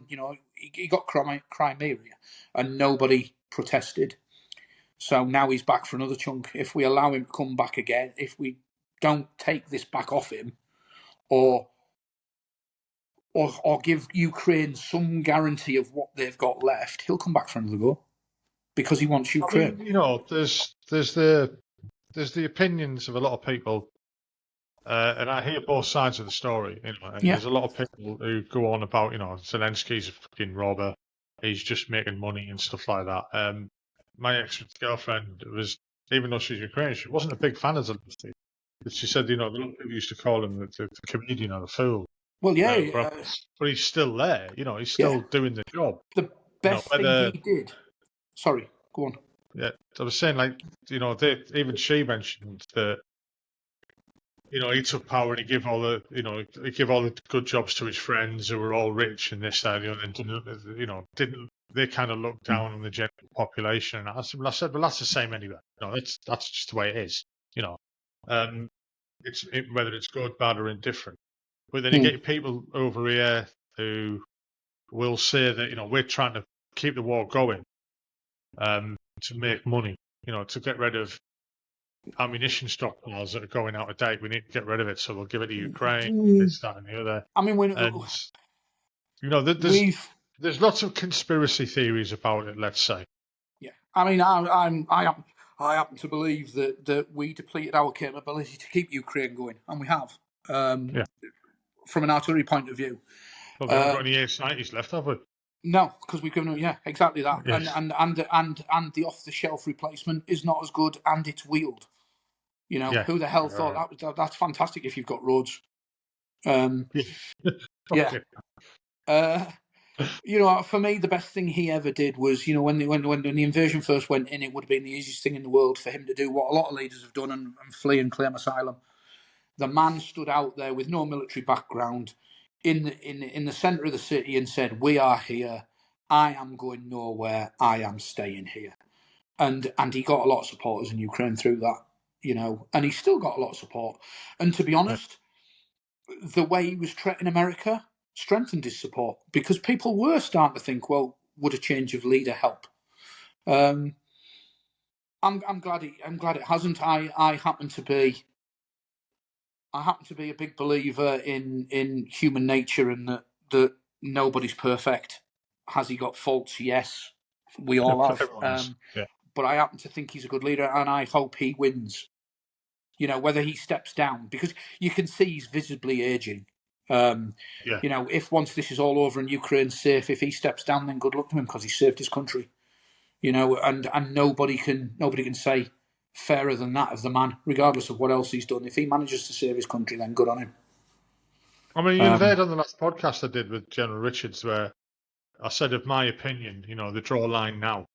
And obviously you wouldn't agree with but only if we can somewhere guarantee that he won't come back again.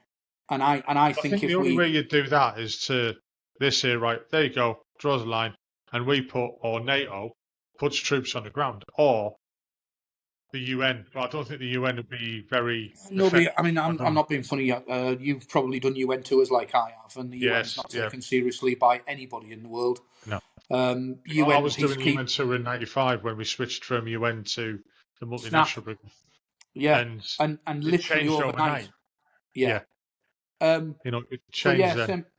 same background as you. And you and I both know, having been UN on the ground, quite frankly, nobody takes the UN seriously. We haven't got the power It's not a to. serious military organisation, and it can't be because of the way it's set up. Simply because one country can completely veto any action. How's that ever going to work?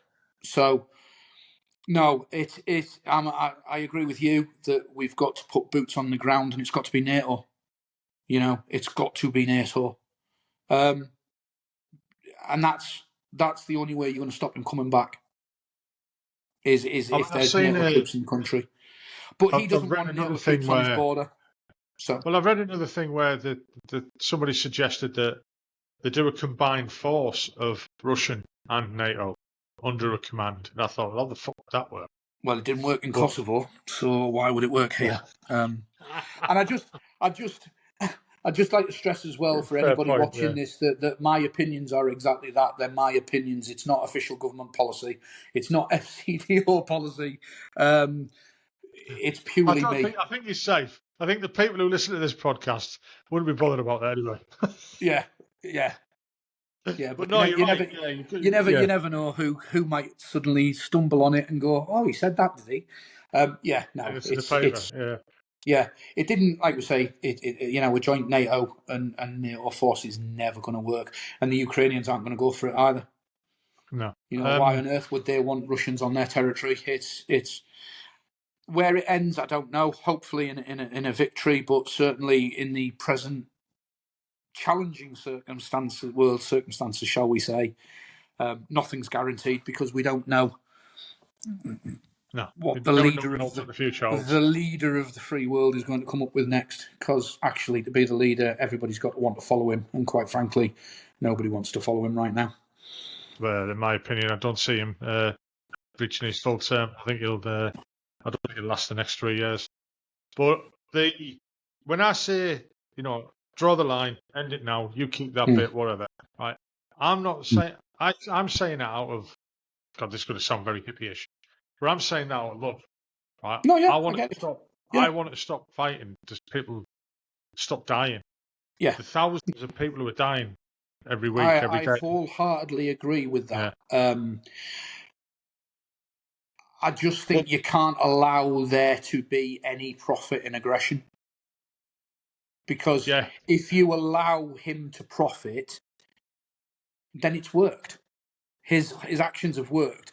And more to the point, not just him, but somebody else is going to do it next. Because, he got away with it. Somewhere there has to be a line where you go this far and no further. And in 1939 it was Poland.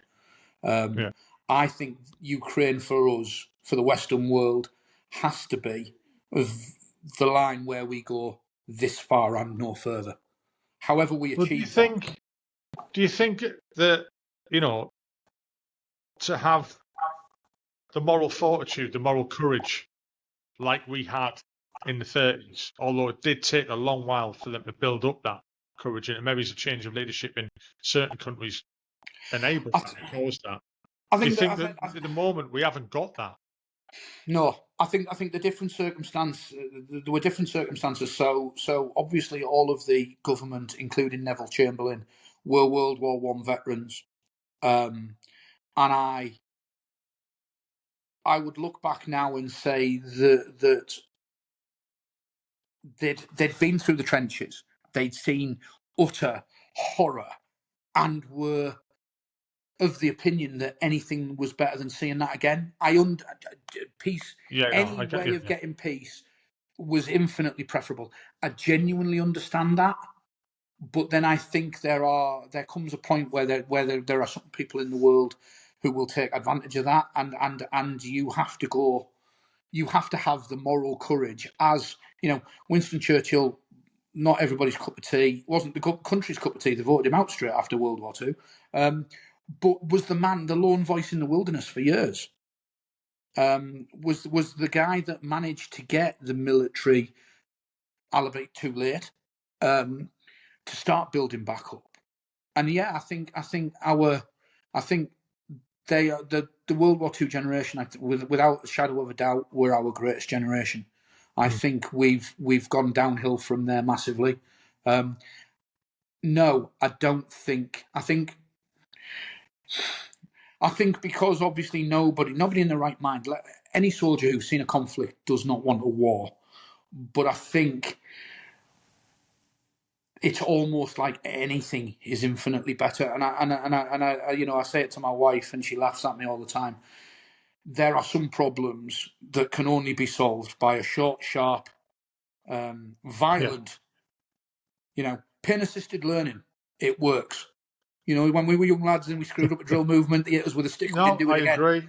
Yeah. Totally agree with you. Yeah, and I think there's been too much of a bury your head in the sand and it doesn't affect us right now attitude over recent years. That I also think that for us as soldiers, I look back at Afghan. I am proud of what we were doing in Afghan. I really am. I did 2 tours. I'm very proud of what we did. But I look at it now and think, what the hell was it for? Was it worth, the friends that I have lost? And I have to say no, because all politicians, they send us in for political reasons, but then don't let us finish the job because they want a quick fix. And there is no quick fix in a regime change. It takes years, especially if you've overthrown a dictator like in Iraq. It's going to take them years to get to where they need to be. So yeah, I do look at it and think we're not betrayed by our leadership, but the problem is too many of our politicians have never served a day in uniform in their life and don't understand the military and don't understand the job. I'm not bitter about it. I'm genuinely not.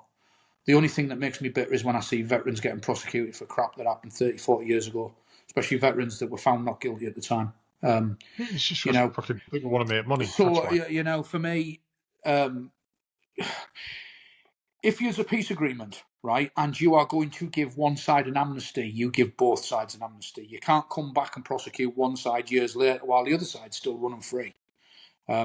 All those terrorists were given a complete amnesty and released. Some of them are now politicians. They might have had a role to play in the peace process, but they were the buggers that prolonged the damn thing for 30 years in the first place. Talking about that, I lost friends in Ireland. And it wasn't until last year when I watched a documentary, right, and listened to the Unconventional Soldier podcast, where they were talking about Martin McGuinness, right, and I wouldn't say my mind was opened up or changed overnight, but it made me think of it in a different way. I didn't realise how much McGuinness was involved in the peace process and the things that he did. All right, in our opinion, should have been fucking, I won't say put up against the wall, but words to that type of thing. How much he did without the say so of the IRA, and stuff like that. It opened my eyes to the guy. He genuinely, all right. He was, one man's freedom fighters and another man's terrorists, all right. But he genuinely did want peace. And him and fucking, I forgot his bloody name now. Jerry Adams. No, not him. I didn't do that on camera. Yeah, Paisley. Him and Paisley became friends. Yeah. I'm like, that's the one I was going to say. Yeah. Yeah. I was like, what the fuck? And genuinely work together. Yeah. I'm from an Irish Catholic background, so I took great delight on one of my island tours in telling Jerry Adams that my grandfather was one of the boys. My great-grandfather was one of the boys. But the difference between him and my great-grandfather was my great-grandfather killed British soldiers. He kills women and kids. And that went down well. So, yeah. For me, the politicians, I think anybody, quite frankly, and we're all biased, but I think anybody who, especially as you were saying, pulls on the uniform knowing they are going to go into a war, one, deserves the utmost respect, two, deserves looking after when they come out, and that's where we as a country fail. our people. Yeah. You know, there shouldn't be homeless veterans. There shouldn't be guys committing suicide because they've had no help. You know, I saw a post on Facebook, and it, you know, it was very true. It was like, well, I think it's something daft like 8 or 9 British veterans kill themselves every week. One celebrity kills himself, and the world loses its mind. And I thought, actually, that's quite true. You know, I was very lucky. For a while, I worked with a mental health charity for veterans in Wales in my spare time, on the grounds that you had to. So it was guys that had issue, like we said earlier, with drink, with drugs, all that sort of stuff. And to help them, you had to, and to be a peer mentor with them, you had to have gone through it yourself, because that was the only way you understood it. You could speak the same language. And again, one of the most rewarding jobs I've ever done, but at the same time, the most heartbreaking job I've ever done. I remember one girl in particular who literally drank herself to death in front of me over a period of months. She didn't want help. She knew what she was doing. What she wanted was someone to come round, sit on a sandbag and swing the lantern with. And that's what I did. But when she finally went into liver failure and died, it broke me. And shortly afterwards, I got an internal award from the organisation, and I said to the guy, I said, "That's it, I'm done." I said, "I'm sorry." I said, "But I can't do this anymore. It's starting to affect me now." Again. And he went, "You know what?" He said, "I'd much rather people did what you did." He said, "and come in and then leave after a year." He said, "Because quite frankly, those that stay on doing this for years on end become hardened to it." Yeah. He said, "and lose their effectiveness." And I always thought that was quite telling. But yeah, I genuinely think, you know, anybody who's pulled that uniform on, male, female, regardless, are family to me. And it doesn't matter what generation. And I will always go the extra mile for a veteran than I will over anybody else. I was very, very lucky that I served with heroes. There's no way about it. Yeah, that's a good way of putting it. Yeah. You know, and weirdly, it was only recently that I probably started calling myself a veteran. Because for me, a veteran was Second World War, Korea, Malaya. Yeah. You know, war fighters. Yeah. you know, are you a veteran? No, I'm an ex-squaddy. You know, no, you're not. You're a veteran. No.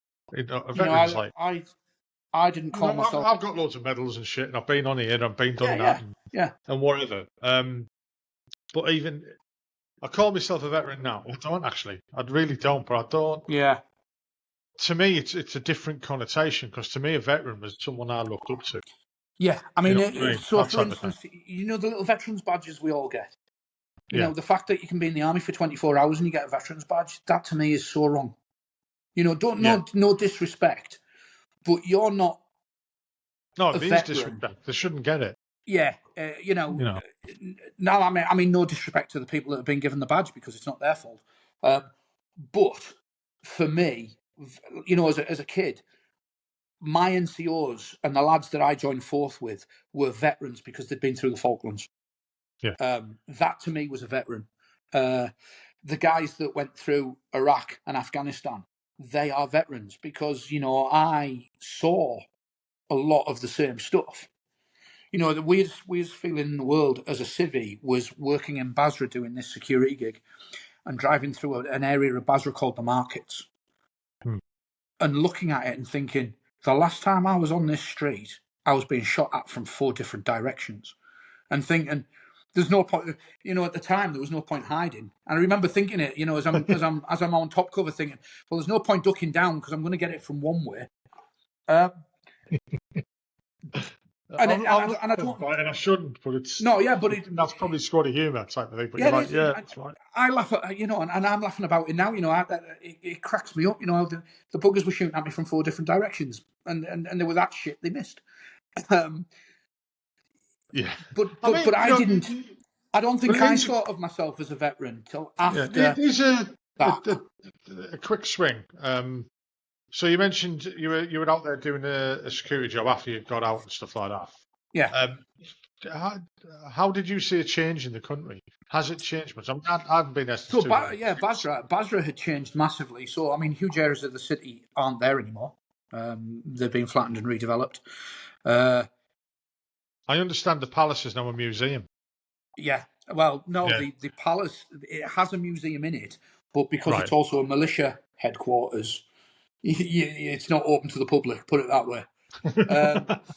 So, yeah, I mean, some of the guys that I was working with, some of the Iraqi local employees for the security teams that I was working with, were the guys that were quite open about the fact that the last time I was there, they were the buggers shooting at me.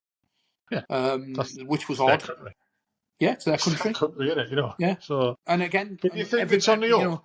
One man's freedom fighter is another man's. Yeah. Again. I kind of feel sorry for Iraq because I think a lot happened to it that probably didn't need to happen. Whether it was right or wrong that we went in, I was there 2003. I'll tell it, we were one of the first over the border and all that with 3RHA. And, I'm proud of what we did. Yeah. I'm proud guy when I'd done that job. That I've got no qualms about saying that. Whether it was right or wrong, that's not my decision. And I know that's easy to say. You're just doing what they, whatever. Yeah. No, for me, said that, but it was my pinnacle. I think, like you said earlier, why people started getting out. You don't. Yeah. What else can you do? Yeah, I mean, for me, we were right to go in. Yeah. As far as I'm concerned, we were right to go in, but going in without a plan of what was going to happen after we'd removed him was unforgivable. We didn't do ourselves any favours. We didn't do the Iraqi people any favours. We created a massive vacuum that then led to ISIS. And look at what's followed. Look what's followed. Yeah, I blame the Americans for that. Yeah. I think the only time I found being back hard was when I went to the exact spot where Matt Bacon had been killed. Right. To put a poppy down in the middle of an Iraqi street, the normal traffic, normal life going on all around me, and standing on that spot, because obviously when we went out as the QRF, he was laid in the gutter with a tarpaulin over him, because and we went off it at the RMP because we wanted our boss out of the gutter, but it was evidence. It's a crime scene, and it had to be treated as such, which we weren't thinking logically at the time. But so for me to stand on that spot as a civilian years later was a special moment. But it was hard.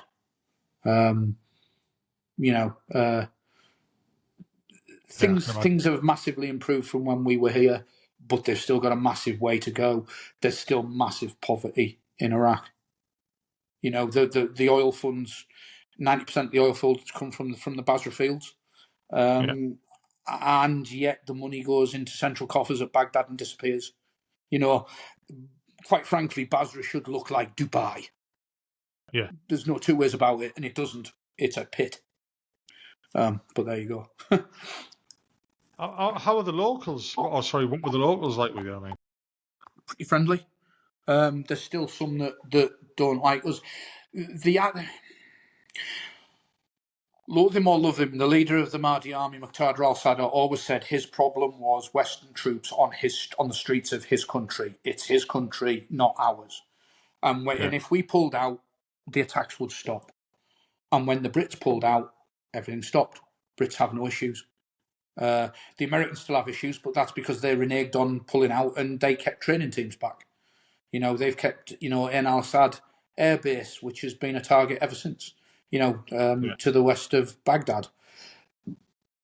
So the insurgents were still malleting the Americans, but Brits could wander around Basra in as safe as any other Westerner, shall we say?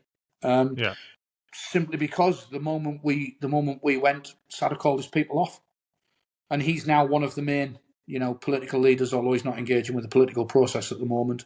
He's still a man who can control thousands and have them on the streets armed to the teeth in minutes, as he's proved on several occasions.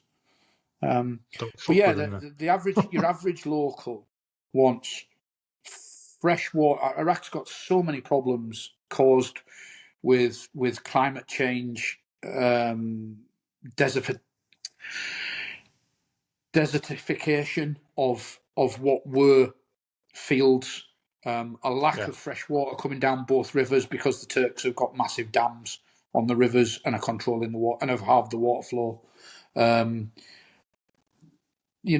Still got massive problems with electricity infrastructure and power cuts, especially in the summer when the temperature gets into the mid-50s.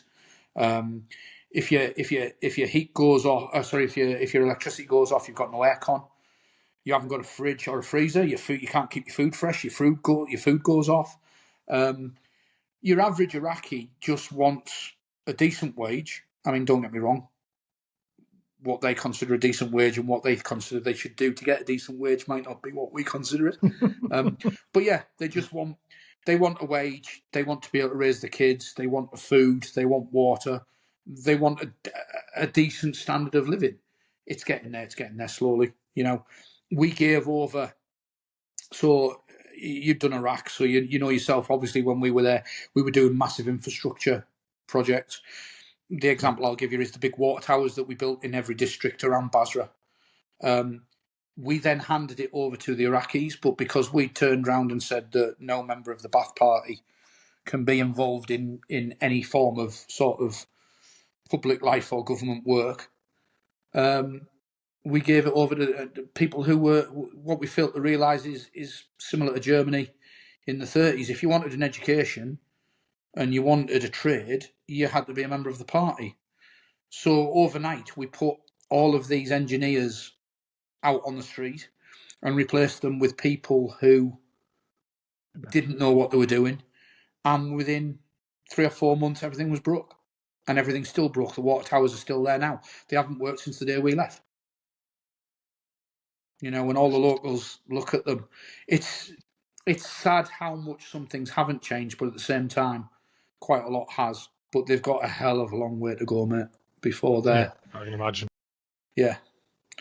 Right, we're coming up to bloody hell 2 hours. That's, wow. Yeah. I mean, what's your plans for the future? I mean, obviously you can't talk about what you're doing at the moment.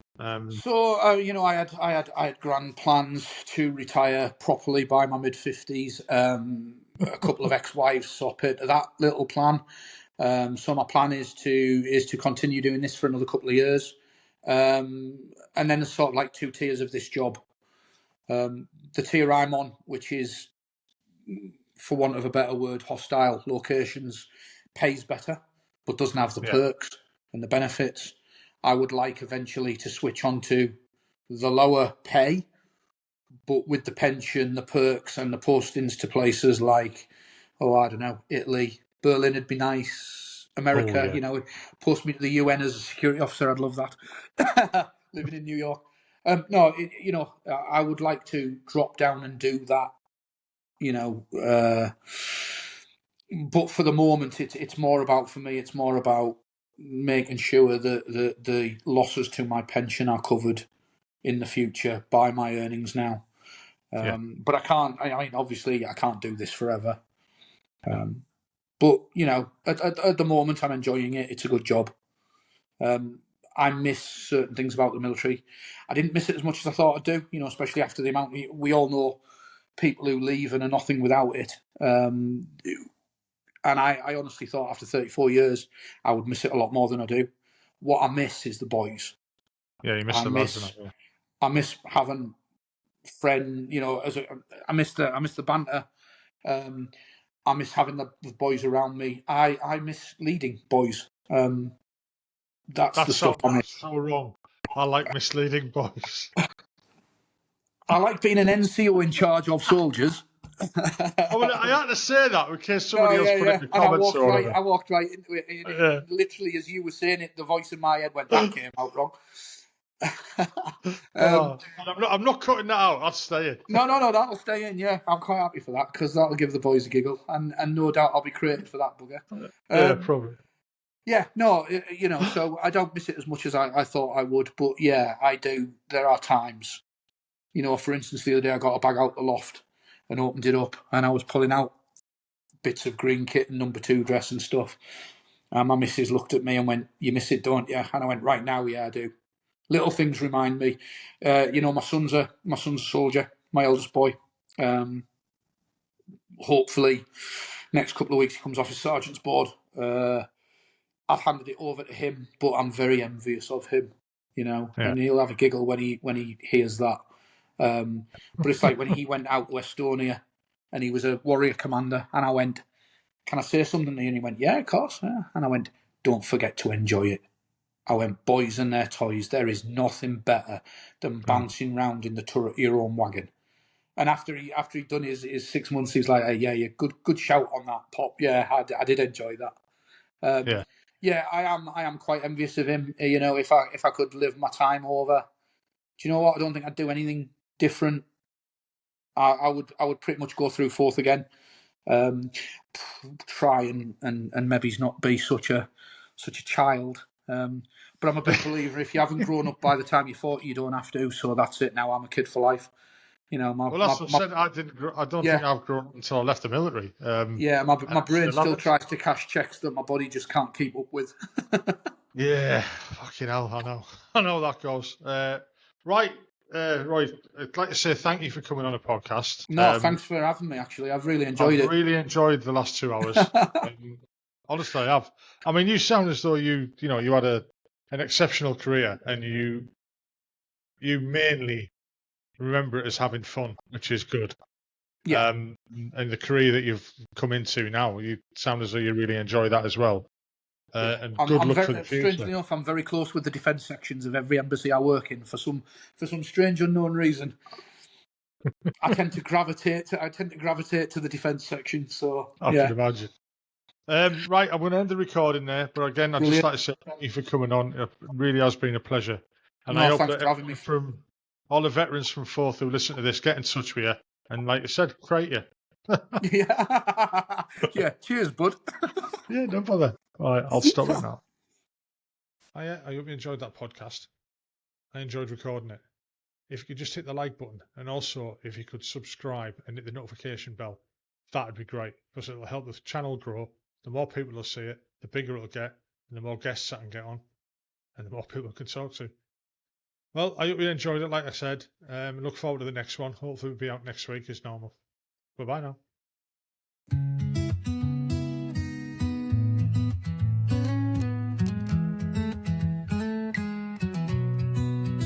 Pull up a sandbag, swing that old lamp low. There's tales in the silence that only vets know. From deserts and jungles to skies far and wide, Frankie's pot's where the stories reside. Boots in the mud, hearts in the fray, letters from home that never could say what the eyes of a soldier remember at night, now told in a voice clear and right. So lean back, mate, let the stories flow. In Frankie's pod, the real ones show. With a laugh or a tear, we honor the brave. Every voice a memory we save.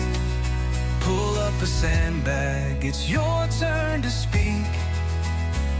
Where silence once stood, now stories leak. A compass of memories, scarred but true. Each tale a tribute to what they've been through. Not just the glory the pain speaks to, but in every word their courage shines through. No medals here, just a mic and a name. But in this circle, it's all the same. A brother, a sister, a comrade in arms. Every tale told holds wisdom and charms. So lean back, mate, let the stories flow. In Frankie's pod, the real ones show. With a laugh or a tear, we honor the brave. Every voice and memory we save. Pull up a sandbag, it's your turn to speak. Where silence once stood, now stories leak. From dawn's early light to the eve's gentle sigh, their spirits live on in the stories that fly. Through struggles and triumphs they stand side by side, in Frankie's pot, where their hearts still abide. So here's to the ones who've walked through the fire. With every sandbag we lift them higher.